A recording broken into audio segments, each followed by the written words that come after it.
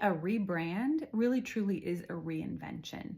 And I say this because as we evolve as people, our businesses also evolve. And what can happen is if we stay the same in our business, so similar offers, similar programs, same way that we coach and mentor people, what happens is we get to a point and we become kind of burnt out. We become not very excited about what we're talking about and what we're sharing. And when that happens, that is always a really good indicator that it's time to do a rebrand.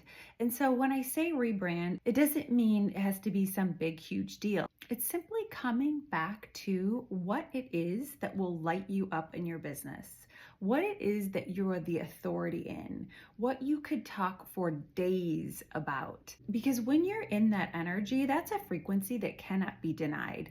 And that's why it's really important if you are catching yourself feeling kind of lethargic, burnout, not very excited. And it's something that I happen to specialize in. It's something that I have always been passionate about with reinvention. I feel like it is us answering the calling of our future self, of our highest self. So a few of the things that we might work on with a rebrand in your business would be tapping into your authority, claiming what it is that you are the expert in. This is what you're known for.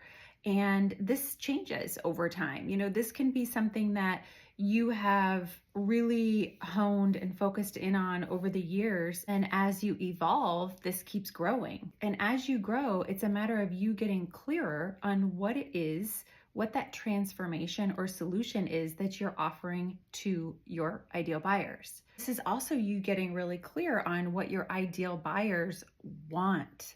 Notice I didn't say need.